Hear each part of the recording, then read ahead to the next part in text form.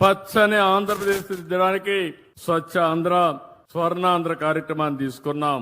పల్లెలు, పట్టణాలు, చెరువులు, రైతు బజార్లు, ప్రభుత్వ కార్యాలయాలు, పరిశ్రమలు, విద్యా సంస్థలు, హాస్పిటల్స్ అన్ని చోట్ల నేను ఒకే మాట చెప్పాను. 3వ శనివారం ఎవ్వరూ పనిచేయక్కర్లేదు. ఆఫీసులో మీ ఆఫీసులో ఉండి చెత్తంతా తీసేసి దుమ్మంతా దులిపేసి నేరుగా చెట్టు దగ్గరకు కూర్చొని స్వచ్ఛమైన ఆలోచనలు చేస్తే దేశం బాగుపడుతుందని చాలా స్పష్టంగా చెప్తున్నాను.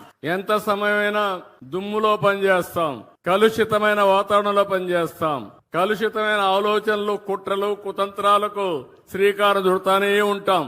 కొంతమందికి ఆశకు కూడా మితం లేదు, దురాశ. అందుకే ఇవన్నీ వస్తా ఉంటాయి.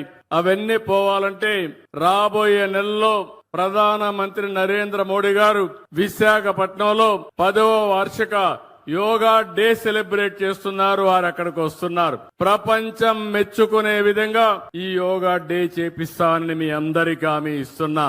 ఇది ఒక చరిత్ర. యోగా అనేది మన పూర్వీకులు మనకిచ్చినటువంటి వరం, ఒక వారసత్వం. ఈ విషయం మీరు గుర్తుపెట్టుకోవాల్సిన అవసరం ఉంది.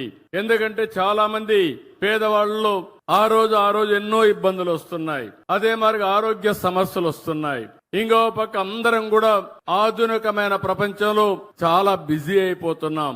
ఎవరు కూడా సెల్ ఫోన్ చూడకుండా ఉండలేకపోతున్నారు. ఆ సెల్ ఫోన్ల వల్ల గంటల తరబడి సెల్ ఫోన్ అంటే భార్య లేదు, భర్త లేదు, కొడుకు లేదు, బిడ్డ లేదు, ఆ సెల్ ఫోన్ చూసుకుంటూ కూర్చుంటున్నాం. దీనివల్ల లేనిపోని టెన్షన్లు వస్తున్నాయి.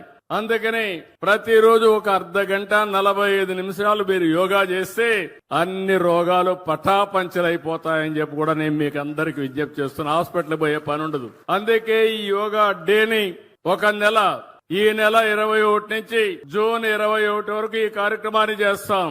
కొన్ని లక్షల మంది ఆన్లైన్, ఆఫ్లైన్ లో ట్రైనింగ్ ఇస్తాం. కొంతమందికి సర్టిఫికెట్లు ఇస్తాం. ఇది ప్రపంచానికి మనం ఇచ్చే కానుక. ఆ సమయంలో దానివల్ల లాభం మనం పొందాల్సిన అవసరం ఉంది.